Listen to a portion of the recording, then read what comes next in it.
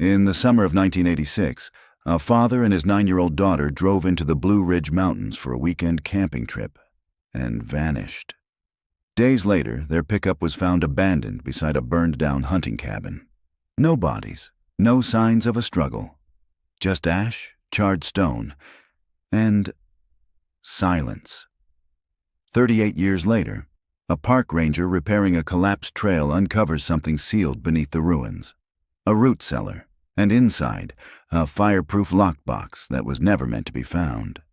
Before we begin, hit that subscribe button if you love cold case mysteries, hidden places, and psychological thrillers that unravel layer by layer.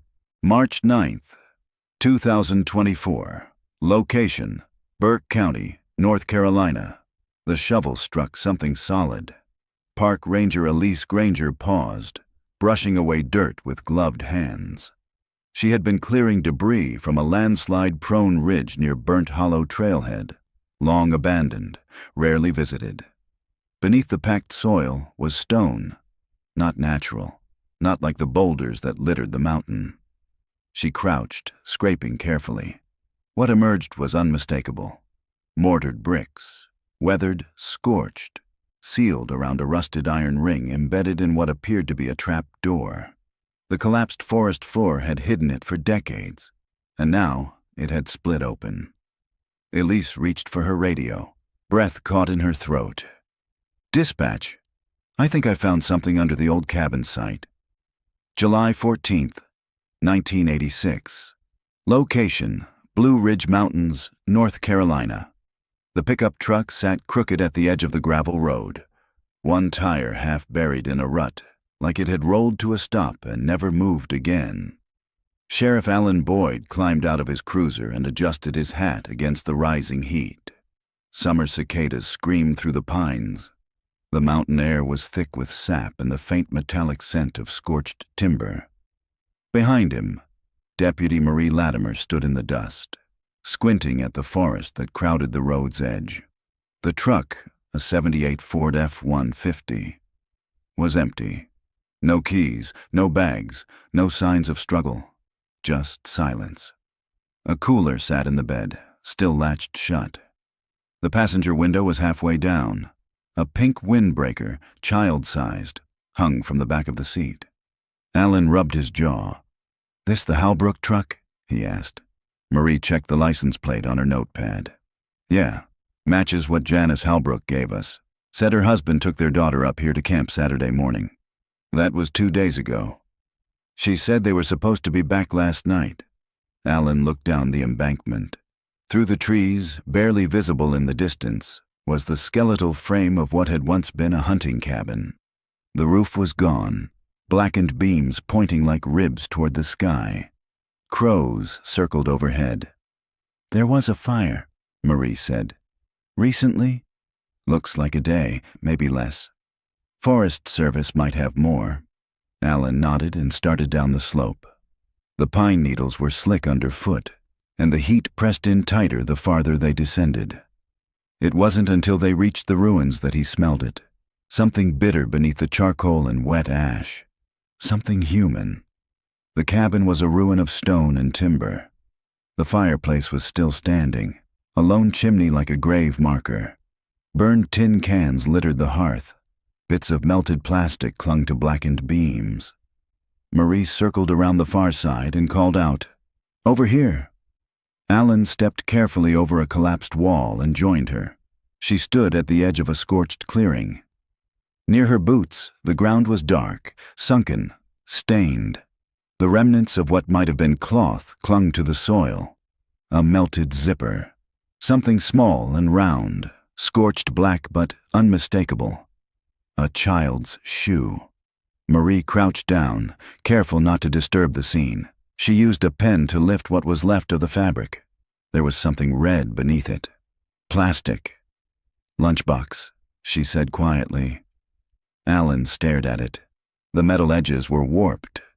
A faded sticker of Rainbow Bright peeled from the lid. "Janice said Lucia was 9, he asked." Marie nodded. "Yeah, packed lunch, water bottles. They were just going for the weekend. Doesn't look like they made it past Saturday." Alan stood in the middle of the blackened shell and turned slowly. No bodies, no obvious signs of violence. But something about the way the cabin burned felt wrong. The fire hadn't spread beyond its frame. The surrounding trees were untouched, contained, controlled. He looked at the fireplace again. "There's no body here," he muttered. "Just remnants." Marie looked up. "So what do you think?" "I think someone wanted us to think they died here," Alan said. "But I don't see bones. No human remains. No heat signature of a flash burn. This fire was hot, but too clean." Marie frowned. "You think they staged it?" "I think we need to call the arson investigator and get K9 units up here." He took another slow glance around the clearing. "And someone needs to notify Janice Halbrook. In Austin, 2 hours south of the mountains." Janice Halbrook stood at the kitchen sink staring into the yard, clutching the edge of the counter. Her sister, Beth, sat at the table behind her, slowly flipping through Lucia's coloring books like they were sacred texts. "They're just late," Beth said softly. "You know Jim. He loses track of time up there. They were supposed to be back last night." Janice's voice was flat. "I called his sister, the dental office. No one's heard anything." "What about that ranger post he always checked in at?" "Left a message. No response yet." Beth stood and crossed to her, resting a hand on her shoulder. "Maybe the truck broke down." Janice didn't reply. Her eyes were fixed on the swing set in the yard. Lucia's shoes were still on the porch. A Tupperware of grape jelly sandwiches sat untouched in the fridge. She had packed them that morning. She had kissed her daughter goodbye on the cheek. Jim had promised they'd be back by Sunday dinner. Instead, her house was quiet, still. And when the phone rang, she knew before she picked it up that the silence had changed. Back in Burke County, the forensics team arrived by mid-afternoon. They combed the cabin site with gloved hands and metal probes. 2 K9 officers searched the perimeter. One of the dogs picked up a scent trail north of the cabin, but it faded within 30 yards near a set of tire tracks in the dirt. Alan crouched beside a technician examining the fire pit remains. Charcoal, burned paper, a fragment of what looked like a license plate. Another technician held up a charred thermos and a scorched denim jacket. "There's no body here," she confirmed. "No bone fragments. If anyone was inside when this burned, they weren't in here long." Alan looked again at the child's shoe. It sat in a plastic evidence bag now, one lace missing, the rubber toe warped from heat. Marie joined him with a clipboard. "Fire marshal says the blaze started near the fireplace. No accelerant residue, but controlled burn pattern. Could have been intentional." "Anything from the K9? "Just those tracks. And something else." She nodded toward the trees. "We found a cigarette pack, old, but not from the Halbrooks. No prints yet." Alan stood and looked at the ruined cabin, his expression tightening. "Something happened here," he said. "But whatever it was, someone tried damn hard to make it disappear." March 10th, 2024.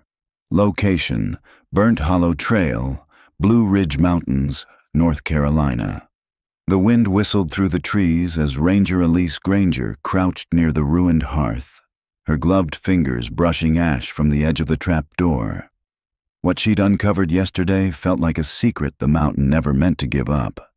A hidden stone structure sealed with mortar, iron-ringed like a storm shelter. She hadn't slept. Not really. Just replayed the moment over and over. The scrape of the shovel, the give of the soil, the clang of metal on brick. Now, with her sight temporarily closed and law enforcement on standby, she waited for the local fire marshal and crime scene team to arrive. She hadn't told them everything. Not yet. Not until she could confirm what she saw this morning after returning with a crowbar and flashlight. There was something inside. She stood as she heard the approach of boots through brush. Sheriff Rebecca Lane, a stern woman with crow's feet and sharp instincts. emerged from the trees alongside a young evidence tech hauling a case of tools. "You're the one who called it in?" Lane asked, eyeing the scorched remnants of the long-burned cabin. "Yes, ma'am. I'm Elise Granger. Been patrolling this ridge 5 years. That cabin's just a skeleton now. Locals call it Devil's Elbow. No one's come up here in decades, not since—" She stopped herself. Lane looked her over. "Not since the Halbrook case." Elise nodded. "Didn't want to jump to conclusions, but I found this." She led the sheriff across the brittle black flooring and pointed to the exposed trap door. It was sealed, deep, but when the earth collapsed last week after rain, part of it gave out. Lane studied the structure carefully. This wasn't part of the original cabin, was it? Number Y checked ranger maps from the 1950s. No mention of a cellar. Not even a root storage pit. Whoever built this didn't want it found. The sheriff knelt, her flashlight beam slipping through a crack where Elise had already pried a stone loose. "What's inside?" she asked. "I didn't open it fully," Elise said, "but enough to see the corner of a box. Fireproof, military style. I didn't touch it." Lane stood and nodded to the tech. "Let's get it open. Carefully." It took 20 minutes. With tools and caution, they lifted the sealed hatch, revealing a short ladder descending into darkness. The air that escaped was dry, ancient, and laced with mildew and rust. Lane went down first. Elise followed. The cellar was no wider than 10 feet, a square tomb of rock and packed dirt. Old canned goods sat in decayed crates. A rusted lantern hung from a nail. At the far corner, partially covered by a mildewed tarp, was the lockbox, black, heavy, fireproof. Lane brushed away debris and ran her gloved hand along the latches. "No heat damage," she muttered. "This thing survived untouched." She popped the latches. The lid creaked open. Inside was a stack of items, dry, organized. Time capsules. Elise knelt closer. There was a Polaroid photograph on top, its edges curled slightly. She leaned in. A little girl. Long brown hair. Barefoot on a stone porch, smiling with her arms wrapped around a man with a thick mustache and sunburned skin. "They match," Elise whispered. "That's Lucia Halbrook and her dad." Lane said nothing for a long time. She was staring at what lay beneath the photo. A spiral notebook, the cover warped from pressure. Written in pen across the top, "For whoever finds this, July 15th, 1986. Back in Austin, Margaret Halbrook gripped her tea mug with trembling hands. Her name hadn't been Margaret in years. She went by Janice now, her middle name. A quiet shift she made after the grief threatened to unmake her. After Jim and Lucia vanished. After the cabin burned and everyone stopped calling. She never remarried. Never left the house Jim built for them. And never stopped looking. When the call came that morning, she almost didn't answer. The number was unfamiliar. The voice was calm. Professional. "Mrs. Halbrook, I'm Sheriff Rebecca Lane out of Burke County. We found something in connection to your husband and daughter's case. We'd like to ask you to come identify it in person." Margaret's hands had gone numb. She could barely hold the pen to write down the directions. And when she called her sister Doris, all she could say was, "It's about Lucia." 3 hours later, they were winding their way up a mountain road in a sheriff's vehicle. Margaret sat in the back seat beside Doris, her knuckles white around her purse strap. She hadn't been this far north in almost 40 years. "Do you remember that weekend?" Doris asked gently. "All of it." Margaret's voice was firm. "Jim packed the cooler. I braided Lucia's hair. She made me promise we'd go get blueberry pancakes when they got back." Doris didn't reply. She reached over and took her sister's hand. Ahead, the cruiser pulled into a clearing beside a ranger's truck. Yellow tape flapped lazily in the breeze around the collapsed ruins. The cabin, or what remained of it, stood like a memory burned into the mountain. Elise Granger met them at the edge of the trail. "I'm sorry for the circumstances," she said, voice quiet but steady. "But I think it's time someone knew what was buried here." She led them carefully across the burned flooring to the edge of the opened cellar. When Sheriff Lane handed Margaret the Polaroid, her breath caught in her throat. "That was the porch at the cabin," she whispered. "Lucia had just lost a tooth. She was so proud of that gap." Her voice trembled. "And Jim, he looks like he was trying to stay strong for her." Beneath the photo was the spiral notebook. Elise offered it to her. "We haven't read it yet. We thought it should be you." Margaret took it slowly. The first page was smudged at the corner but still legible. "If you're reading this, we didn't make it out. My name is Jim Halbrook. My daughter is Lucia. She's 9. We've been hiding for 2 days from a man who followed us up here. I think he meant to hurt us. I've locked us in this cellar. I've sealed it the best I can. I don't know if anyone will find us, but if you do, please tell my wife I tried." Margaret's legs nearly gave out. Doris caught her before she fell. July 13th, 1986. Location: Burnt Hollow Cabin, Blue Ridge Mountains. Jim Halbrook sat on the porch of the old hunting cabin, sweat sliding down his neck as he watched the trees shift in the breeze. The late afternoon light broke through the pines in amber shards, casting long shadows across the ridge. The air was warm, damp, and strangely quiet. No bird song, no wind. Just the rhythmic creak of the porch swing where Lucia sat, humming softly as she flipped through her paperback. She wore her pink tank top and striped shorts, legs dangling, toes dusty. Her rainbow-bright lunchbox sat beside her. She hadn't touched her sandwich. Jim took a slow sip from his canteen, his eyes scanning the trail beyond the clearing. Something about today felt off. He'd noticed it that morning.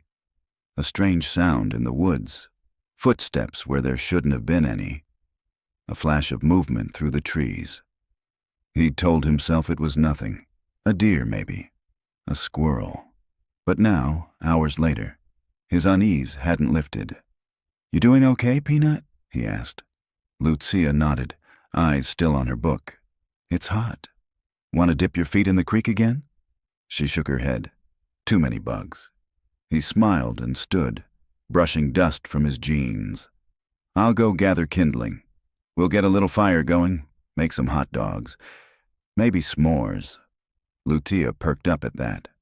"Can I toast mine this time?" "You bet." He ruffled her hair and stepped off the porch, boots crunching through leaves as he made his way behind the cabin. That's when he saw it. A boot print, deep, not his, not Lucia's, large, heavy, and fresh.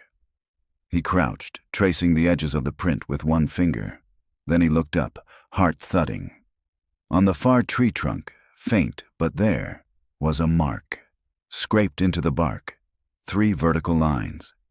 He turned back toward the cabin, his voice steady but low. "Lucia, come inside." She looked up. "Why?" "Now, sweetheart, please." Something in his tone made her obey. She stood, lunchbox in hand, and moved through the screen door. Jim followed, locking it behind him. Inside, the cabin was dark and cool.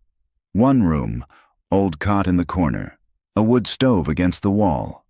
He pulled the curtains closed, heart hammering in his chest. "Daddy, what's wrong?" He crouched down to her level, hands on her shoulders. "Nothing bad, okay? I saw someone near the trail. I think they're lost. But just in case, we're gonna stay inside for a bit." Lucia looked worried. "You think they're scary?" Jim hesitated. Then he nodded. "Maybe." That night, Jim didn't sleep. He sat in the wooden chair by the stove, rifle across his lap, ears tuned to every creak of the cabin. Lucia had curled up in her sleeping bag beside him, thumb in her mouth, her other hand gripping his shirt. Sometime after midnight, it began. The creaking, the soft crunch of feet on pine needles, then the knock. One knock, just one. Jim stood slowly, moved toward the window. He saw a figure just beyond the tree line. Not moving, just standing. He raised the rifle and shouted, "Get out of here! I'm armed!" No response. "Lucia, get your things," he said quietly. "We're leaving." He opened the trapdoor to the root cellar, a feature he'd found only by chance, half buried beneath pine needles behind the cabin. It was small but secure, reinforced stone. No one would find them down there unless they knew it was there. Lucia looked confused. "Are we hiding?" "Just for a little while." He lowered her in first, then followed, pulling the heavy hatch closed behind them. The world above faded into silence. In the notebook, the next entry was written in shakier handwriting. "We've been down here all night. I heard him walking around up there. He tried the door, tried the window, but he never spoke, never made a sound. He's still out there, I can feel it. I don't know how long we can stay here. I left food up top, just water down here now. Lucia's being brave, but she's scared. I keep telling her we're camping in a secret fort." She smiled. "But it's fading. If someone finds this, he's still out there. I don't know who he is, but he followed us, and he's waiting." July 14th, 1986. The last note. He set fire to the cabin.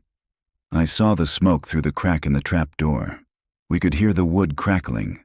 The smoke came in slow, then fast. I stuffed towels in the corners. We barely breathed. Lucia cried for an hour, then fell asleep in my arms. She's still breathing. I don't know what kind of man burns a place down without checking if anyone's inside. I think he thought we ran, or he wanted to cover something up. We can't go up yet, not until morning. But if we don't make it, I need someone to know I did everything I could. For her. My name is Jim Halbrook. My daughter is Lucia. And we didn't leave. We hid. We survived the fire. And we're still here. March 10th, 2024. Location: Burnt Hollow Root Cellar, Blue Ridge Mountains. The light was fading fast by the time Sheriff Lane and Elise finished photographing every angle of the root cellar. The Polaroid and spiral notebook had already been logged, sealed in evidence bags, and secured in the ranger's truck. Margaret and Doris had returned to the ranger station with a deputy for warmth and rest, but neither woman had spoken much on the ride back. Elise remained behind, uneasy. She crouched again at the foot of the ladder, brushing soot from the cellar's far corner where the earth had collapsed slightly, exposing a shallow cavity beneath what had once been a support beam. Something caught the beam of her flashlight. Fabric, color. "Elise," Lane called from above. "What are you doing?" "There's something else," Elise replied, reaching in with gloved fingers. "I think it's—" She pulled it free slowly, gently. It was a child's handbag, small, rectangular, baby blue with white trim. The plastic surface was streaked with soot, but otherwise intact. A melted patch of vinyl had warped the strap. The clasp was rusted, but when Elise opened it, the interior was clean, dry. Inside was a folded piece of notebook paper. A Barbie sticker, sun-faded, clung to the corner. She passed it up to Lane. "Another message." Lane unfolded it. The handwriting was childlike, messy but legible. "If you find this, my name is Lucia Halbrook. My daddy is with me. We are hiding from the man in the trees. I don't want to die. Please tell my mommy I was good." I didn't cry. Lane swallowed hard. Elise blinked rapidly. She was writing goodbye. "There's more in the bag," Lane said quietly. Elise turned it upside down. A small plastic barrette clattered into her palm. A stub of pink crayon. And then something heavier. A cassette tape. Half melted. Warped slightly along one edge, but still labeled. "Lucia, July 12th. Lane turned it over in her gloved hand. "You think there's anything still on it?" "I know a guy," Elise said. "Works at a wildlife audio lab in Boone. If anyone can recover it, he can." Lane slid the tape into a separate evidence pouch. "Have it processed immediately," she said. "Chain of custody starts with you." As they climbed out of the cellar, Elise paused and looked back into the darkness one last time. She could still feel the chill. Still hear the scratch of dried roots against stone. Still imagine the sound of a child whispering goodbye to a world she thought would never find her. March 11th, 2024. Boone Wildlife Audio Lab. The building looked more like a bunker than a research facility. Cinderblock walls, no windows, humming with white noise from within. Elise handed the cassette tape to Dr. Brennan Kessler, a field audio specialist and longtime acquaintance from her time in forestry. "This thing looks like it went through hell," he said, inspecting it with tweezers. "It did. And if there's anything you can do to salvage the audio, I need it." Brennan raised an eyebrow. "What's on it?" "A child's voice," Elise said. "From 1986, a missing girl. We found it yesterday." He nodded, more serious now. "I'll get it baked and transferred. Give me 90 minutes. 2 hours later, Elise sat with headphones pressed to her ears in the dim sound booth. Brennan watched her through the glass as the digitized waveform played on the screen. She didn't move, didn't blink, just listened. Inside the tape, the past spoke back. Tape begins, static clicks. Lucia, whispering, "My name is Lucia Halbrook. I'm 9. I'm hiding with my dad in the basement under the cabin. He says not to talk loud, but I'm scared." We heard the man again. He was outside. He had something metal in his hand. "Daddy says it's not safe to go up. He said we'll stay here one more night. He's gonna block the air holes so the smoke doesn't get in." Long pause. Lucia breathes quietly. "Mommy, I hope you're not crying. I was brave. I was brave," Daddy said. "I'm gonna keep my lunchbox in case we get out. Okay. I'm turning this off now. I love you, Mommy." Click. Tape ends. Elise set the headphones down with shaking hands. "She was still alive when they set that fire," she whispered. Brennan nodded. "The quality's degraded, but that was a girl saying goodbye." Later. That evening. Ranger Station. Margaret sat at the Ranger Station conference table, the blue handbag beside her. She refused to let it out of her sight. She had cleaned the soot from its surface, wiped the clasp, run her fingers over every inch of the vinyl. "This was hers," she said softly. "She bought it with her allowance. Jim told me she picked the blue because it was grown-up Barbie blue, not baby blue." Doris sat beside her, holding a hot cup of tea with both hands. "She was alive," Margaret continued, "for at least 2 days. She survived the fire. They both did." Sheriff Lane entered the room with Elise and Brennan behind her. Margaret looked up as Lane placed a laptop on the table. "We recovered audio from the tape," Lane said. "It's Lucia's voice. She made it the day before the fire. Would you like to hear it?" Margaret nodded, lips trembling. Lane pressed play. As Lucia's voice filled the room, Margaret covered her mouth, sobbing silently. Doris reached over and squeezed her arm. They listened to every word. And when it ended, the silence that followed was devastating. Margaret straightened slowly, her eyes red but clear. "She didn't die that night." Lane hesitated. "We can't say for certain. She said she was saving her lunchbox, that she wanted to bring it out with her. If she was going to die, she wouldn't be planning." Doris nodded. "Jim was clever. If he survived the fire, he would have waited for night. He would have carried her out." Margaret turned to Lane. "If there's any chance Lucia lived past that night, then someone took her." July 14th, 1986. Location: Burnt Hollow Ridge. Blue Ridge Mountains. He waited until just past midnight. The woods were quiet, even the cicadas silenced. The smoke had thinned, and the fire had done its job. The man crouched at the edge of the clearing, a red gas can cooling in the grass behind him, the scent of vapor still clinging to his clothes. The cabin was nothing more than glowing embers and blackened frame now. The roof had collapsed inward hours ago, flames eating their way through decades of dry wood. He'd watched the entire thing from the trees, expression unreadable. He hadn't seen anyone run out. He hadn't expected to. He stood slowly, stepping into the clearing. His boots cracked through the crust of charcoal and ash. He moved like a man on a mission, deliberate, unhurried, like he'd done this before. Because he had. He'd been following them since Friday. From the moment the man and his little girl stopped at the gas station in Morganton. The girl had picked out a soda. The man, still in a dress shirt like he hadn't changed from work, had filled up the red pickup and bought 2 bags of ice. The man had said something to the cashier about taking his daughter up to the family cabin. "Just us two," he'd added. "Get her away from all the noise." He remembered the way the little girl had held her dad's hand. Too trusting, too easy, the same way they always were. Now he knelt near the hearth, where the stone still radiated heat. Bits of melted metal clung to the ash. He used a stick to poke through what remained of the stove. A rusted pan, part of a tin can, but no bodies. He frowned. He'd done a full circle around the cabin before lighting the fire. The truck was still up on the ridge.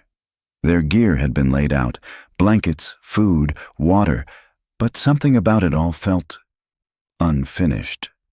The man had made a mistake. He didn't just run. He hid. The stranger turned back toward the woods and walked 20 yards to where a pine tree stood with its lower branches broken. He knelt again and examined the ground. A boot print, smaller, lighter, child's. He grinned slightly.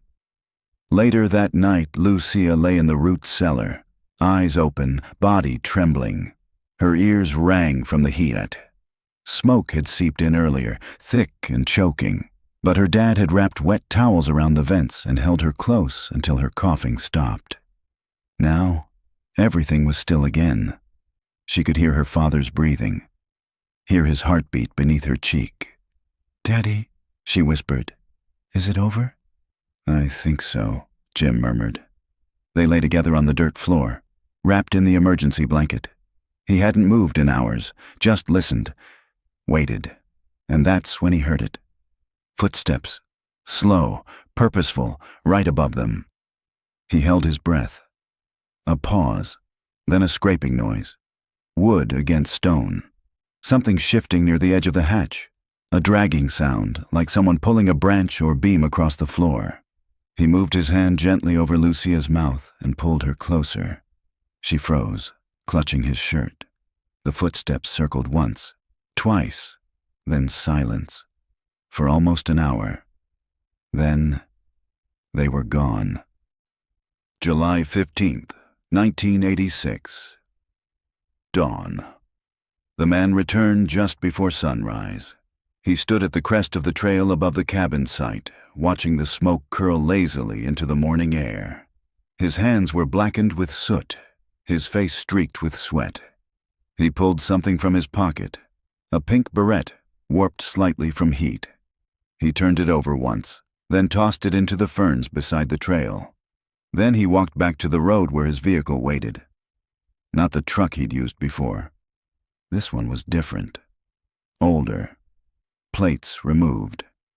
He drove slowly, gravel crunching beneath the tires, until the road curved out of sight, leaving behind only the ashes and the secrets buried beneath them. March 12th, 2024. Burke County Sheriff's Office. Sheriff Lane tapped the photograph gently. It was a scan from the old evidence archive, a blurry still from a 1986 gas station security camera.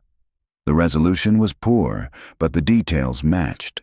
Man in jeans, button-up shirt, aviator sunglasses, red gas can in hand. Elise leaned over her shoulder. "That's him?" "We think so." Witness back then described a man buying gas the same morning the Hallbrooks went missing. Paid in cash. No name. But the timestamp lines up. Margaret sat nearby, holding the now sealed handbag in her lap. "That gas can," she said softly. "It's in the police photos from the cabin. Burned plastic handle. They found it near the tree line." Lane nodded. "We just never had a suspect. No fingerprints, no license plate." Doris leaned forward. "You think this man burned the cabin?" "I think he watched it," Lane replied. "I think he waited, and I think he took something before he left." Margaret's voice barely rose above a whisper. "Then my daughter might have survived the fire, only to be taken by him." Lane said nothing, but she didn't argue. March 13th, 2024. Location: Austin, Texas. Halbrook residence. The attic was musty, layered in the same fine dust that had settled over everything Margaret Halbrook never had the heart to throw away. Doris stood at the bottom of the ladder. "Are you sure you want to do this now?" Margaret didn't answer. Her hands were already on the old pine desk shoved against the back wall. It had belonged to Jim. His filing drawer still labeled in faded masking tape. Receipts, photos, trip journals. She opened the middle drawer and pulled out a shallow tin box. Inside were several rolls of undeveloped 35mm film. She held one up to the attic light. The label on it read in Jim's handwriting, "Burnt Hollow, July '86. Her heart seized. "Doris," she called softly. "He took pictures."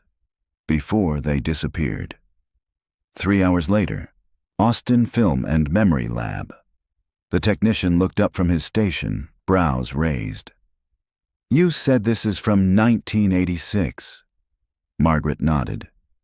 Elise Granger stood beside her, having flown in from North Carolina that morning with Sheriff Lane's blessing. "It's in surprisingly good shape," the tech continued. "A little faded, some heat warping, but I can recover most of the images. Want me to print and digitize?" "Yes," Margaret said. "All of them." An hour later, the photos were laid out in a single long row on the counter, glossy and still drying. Lucia's face was in nearly every frame. Barefoot on the porch, sitting on a log eating a sandwich, waving a stick like a magic wand. Her smile was wide. Her hair pulled back in pigtails. Jim appeared in a few. He was always watching her, always just out of frame, like he never wanted to take the attention from his daughter. And then Elise stopped. "There," she said, pointing to one of the final images. Margaret leaned in. The photo showed Lucia sitting on a boulder at the edge of the woods. In the background, almost hidden by the trees, was a shadow of a man, just a sliver of a figure between branches. But he was there, tall, wearing a light-colored shirt, hands at his sides, watching. "Jim didn't mention anyone else on the mountain," Margaret whispered. "Because I don't think he knew," Elise said. "He didn't see him, but Lucia's body language." Lucia's head was turned slightly in the photo. Her expression was different. Curious, distracted. She'd seen him. That night, Elise's hotel room. Elise stared at the photo on her laptop, digitally enhanced and color-corrected. The man's face was partially obscured, but his build, his posture, it reminded her of something. She flipped open the case file from Sheriff Lane, pulled out the scanned gas station photo from 1986. She placed the two side by side. They matched. Same height, same shirt, same strange stillness in the way he stood, like he belonged to the background. She texted Lane immediately. "We have a match. The man from the gas station was on the mountain. In Jim's photos, Lucia saw him." And then she typed another line. "He didn't come for the cabin. He came for them." March 14th, 2024. Location: Burke County, North Carolina. Sheriff Rebecca Lane stepped out of her cruiser and stared at the sagging roofline of the Red Pines Motor Lodge, a squat L-shaped building 10 miles south of Burnt Hollow. The sign still flickered "Vacancy" in faded neon. Paint peeled from the door frames. A rusted ice machine stood silent under a cracked awning. Inside, the front office smelled of stale cigarettes and bleach. The man behind the counter, maybe late 60s, looked up from a worn Sudoku book. "You're here about 1986, he said before she could speak. "I heard from dispatch." Lane showed her badge. "You the owner?" "Sort of. I manage it now. My dad ran it back then, Harold Tripp. He kept everything. Had a thing about records." Lane followed him into a back room. File cabinets lined the wall. One sat open already, labeled 1986. "I pulled July for you. You're lucky. He was still using paper then. Switched to digital in the 90s. He handed her a leather-bound guest ledger with sun-warped pages. Lane sat at the table, flipping slowly through July entries. Room 8, Room 3, Room 5, and then, on July 11th. Room 6, James Kell, paid cash. 2 nights a phone number field left blank. Plate number, none recorded. Lane squinted. "Do you remember this guest?" Tripp shrugged. "Nope, but he didn't use his real name. Nobody used James Kell. That's the name from that horror book, right? The cannibal one." Lane stiffened. "You mean The Silence of the Lambs?" "Yeah, that guy. Hannibal's fake name. My dad used to joke about it. Said anyone checking in with a fake movie name probably didn't want to be remembered." She pulled her gloves on. "Mind if I borrow this page?"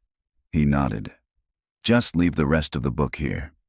Lane slipped the page into an evidence sleeve, then paused. Something shimmered faintly on the upper right corner, where the man had signed. An oily residue. "Do you still have the old fingerprint kit?" she asked. The manager grinned. "You think I don't?" 2 hours later, Burke County Forensics Lab. The partial print was faint, smudged at the edges, but usable. Lane stood over the tech's shoulder as he scanned it into the database. "I've got a match," he said, eyes widening. Lane held her breath. Name, Victor Dane Tillman. Dub, January 12th, 1949. Known aliases, James Kell, Vincent Dale, Curtis Roan. Status, deceased, reported. Last confirmed sighting, 1986, Tennessee border, presumed dead. 1987, no body recovered. Lane stared at the screen. "No," she said, "he's not dead." Background check, compiled by Elise Granger, Victor Dane Tillman. Born in Ohio. Multiple arrests between 1974 to 1985 for trespassing, assault, and suspected abductions. Never convicted. Known to use multiple identities. Often lived off-grid, staying in cheap motels, forest shacks, and remote campgrounds. Former electrician and wilderness guide. Last confirmed sighting, a gas station outside Kingsport, Tennessee, in August 1986, weeks after the Holbrooks vanished. Vehicle, 1978 brown Oldsmobile Vista Cruiser, unregistered after 1987. Notable detail, Tillman was briefly investigated in 2 separate disappearances, a boy from Kentucky in 1982 and a girl from Missouri in 1985. No charges were filed. Both cases remain unsolved. March 15th, 2024. Halbrook residents Margaret sat at the kitchen table with Elise, Sheriff Lane, and Doris. "So you're saying this man, this Tillman, was stalking them?" Margaret asked, voice hollow. Lane nodded. "We believe he followed Jim and Lucia to the cabin, stayed nearby, waited. We now know he used a fake name to check into a motel less than 15 miles from the trailhead. And he had a red gas can." Margaret clutched the developed photo in her hand, the one showing the sliver of a man between trees. "He's in this picture. Lucia saw him." "We believe he returned after the fire," Elise added. "And he may have found the root cellar." Margaret looked up sharply. "Then, if he opened it and found them," her voice cracked, "did he kill them or—" "We don't know yet," Lane said. "But Tillman didn't resurface again. No arrest records, no bank use, Nothing. Elise leaned forward. Or he took someone with him. Someone small. Someone who could be hidden. The table fell silent. March 16th, 2024. Location: Pisgah National Forest, North Carolina. The road narrowed until it was barely more than 2 ruts carved into the mountainside. Elise Granger's tires cracked over fallen twigs and patches of frost that hadn't yet melted in the early morning sun. She followed the GPS pin Lane had sent her, coordinates tied to an old land deed in Victor Dane Tillman's name, though it had been listed under his uncle's since the 60s. The cabin wasn't visible from the main road. That was the point. It emerged slowly, log-framed, weathered by years of rot and snow. Windows boarded over, front steps sagging inward. A generator sat rusting beside the porch. Elise parked and stepped out slowly, her boots crunching on gravel, her breath visible in the cold. The front door was open, not broken, just left that way. Inside, the air was bitter and dry. Dust floated in shafts of light that pierced the slats in the boards. Animal nests in the corners, cobwebs across every beam. She moved cautiously from room to room. A tin sink, a cracked mirror, a cot with springs poking through the fabric. And then she saw it. A door on the back wall, padlocked from the outside. Elise paused, heart thudding. The wood around the latch was worn smooth, like it had been opened and shut countless times. She pulled a crowbar from her bag and wedged it under the hasp. With a sharp crack, the padlock gave way. The door creaked open. The air that rushed out was colder, stiller, heavier. The room was small, barely 8 feet wide. Walls had been insulated with foam and plywood. There was no window, no light source, just a narrow mattress on the floor, a dented metal chair, and a child's drawing pinned to the wall with a rusty nail.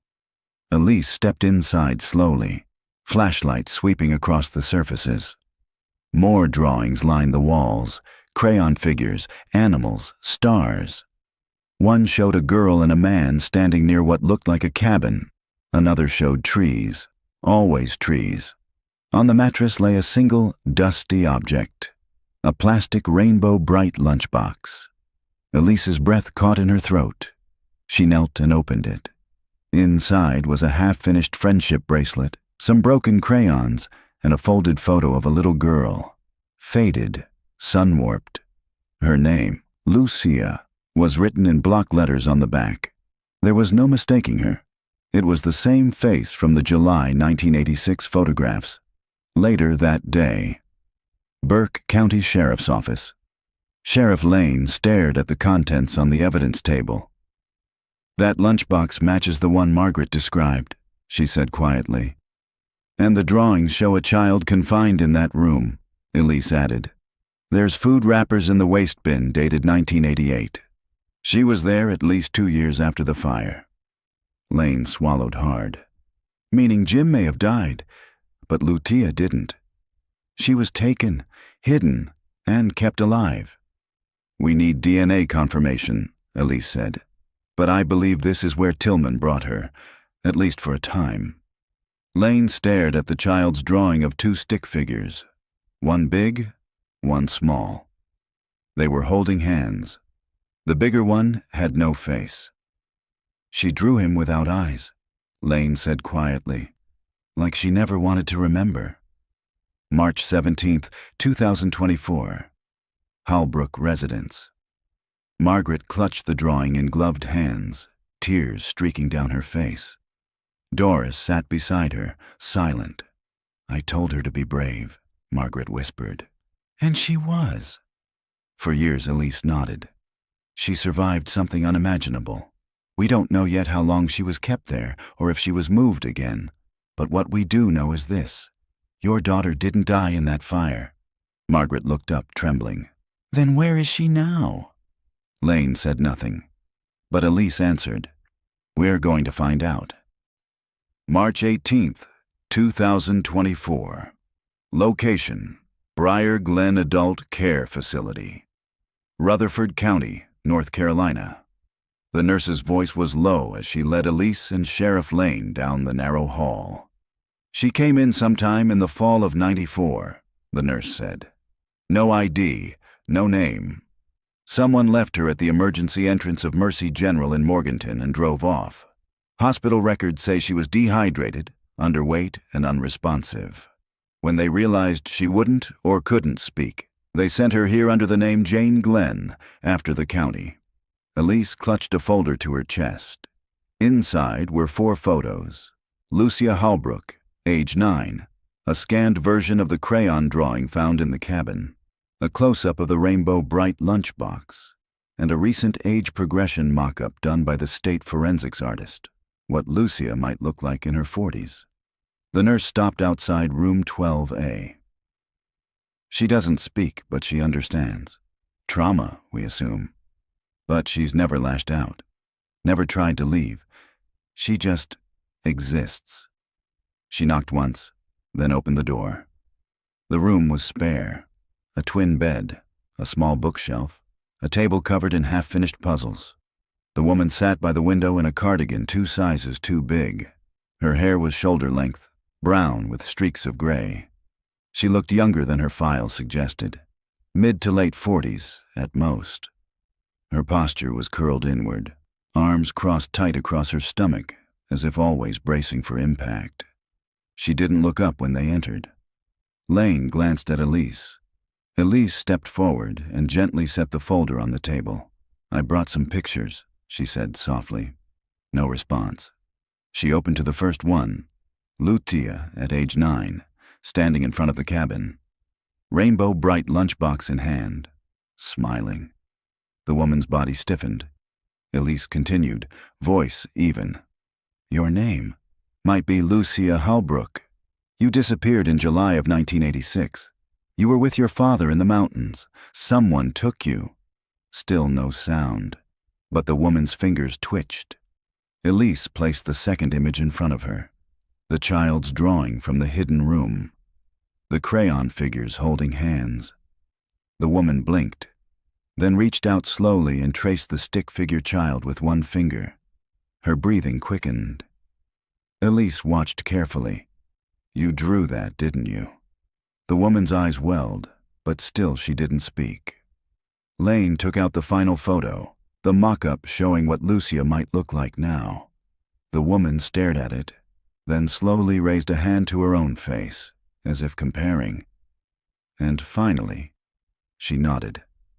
Just once. 2 hours later. Interview room, Briar Glen facility. Elise sat across from her, this time without Lane, just the 2 of them. The woman, still silent, clutched a small stuffed rabbit she'd kept since arrival, its ears worn down to threads. Elise placed the cassette player on the table. I'm going to play you something, she said. She hit play. Lucia, on tape. My name is Lucia Holbrook. I'm 9. We're hiding from the man in the trees. The woman broke. No sound, no scream, no word. But the sobs came in waves, racking her body, silent as snowfall. Elise crossed to her and gently took her hand. You're safe now, she whispered. You made it. The woman pulled the crayon drawing to her chest and nodded again. A single tear slid down her cheek.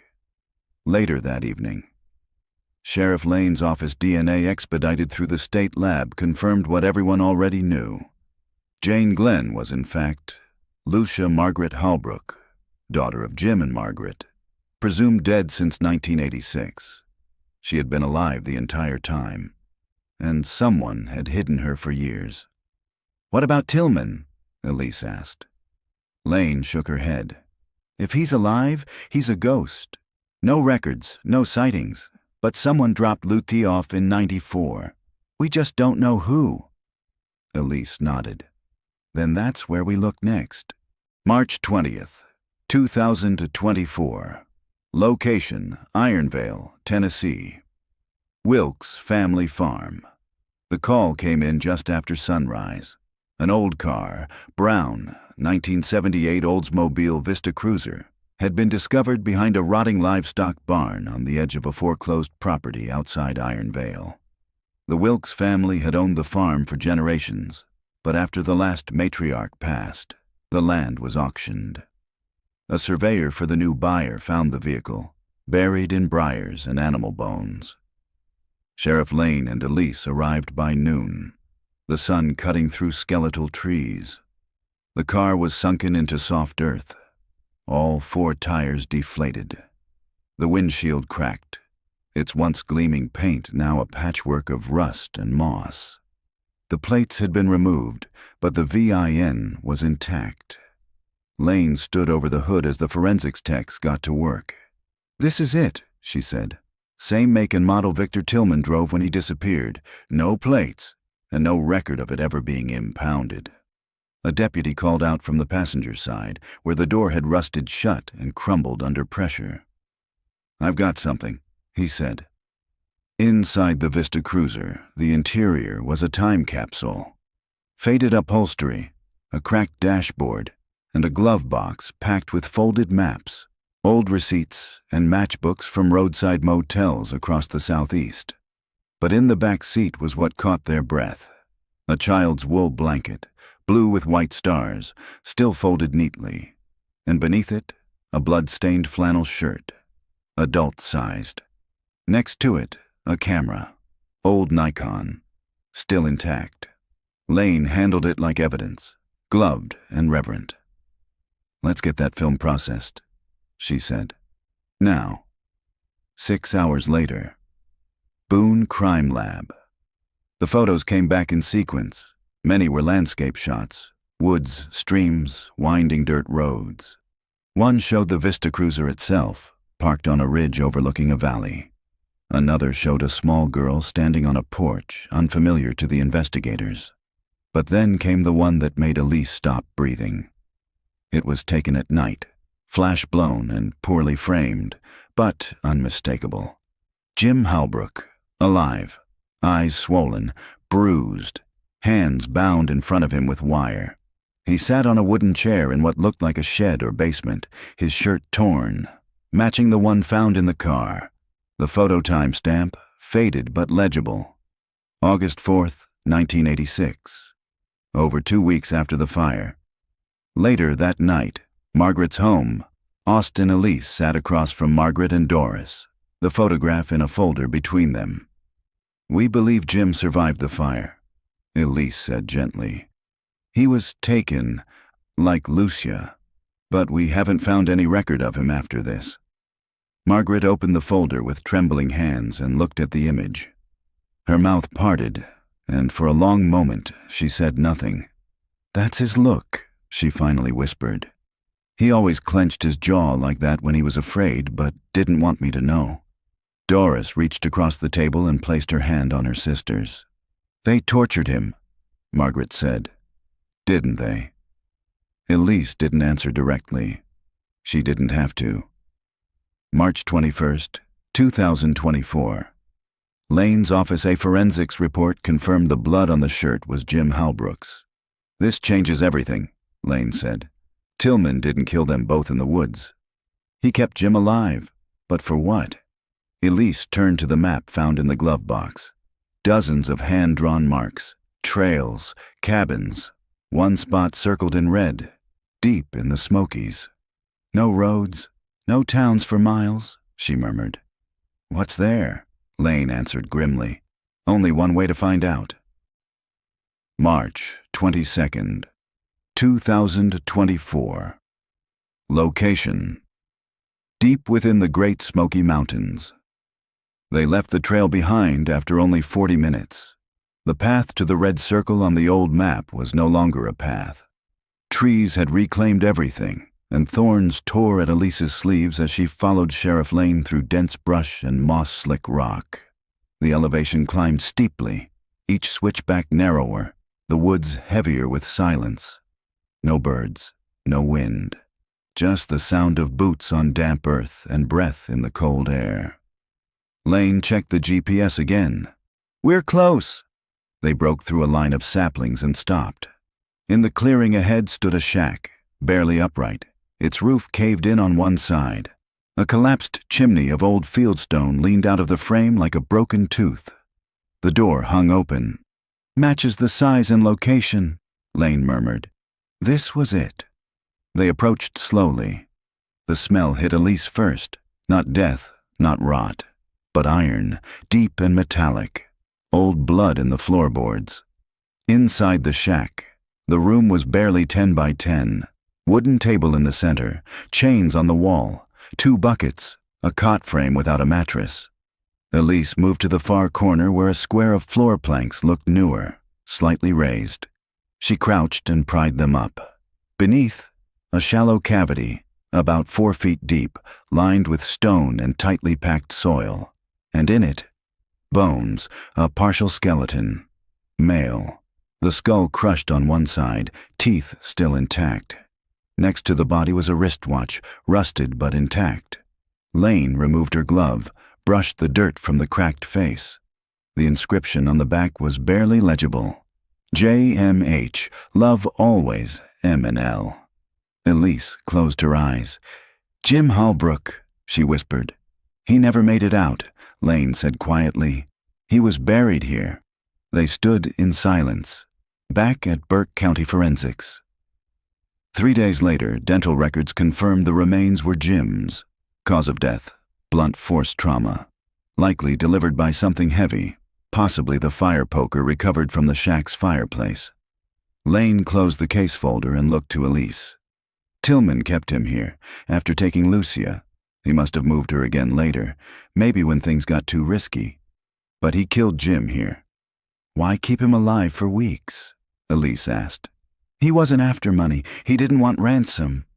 So why?" Lane looked toward the window. Her voice was hollow. "Because for some of these men, the suffering is the point." March 25th, 2024.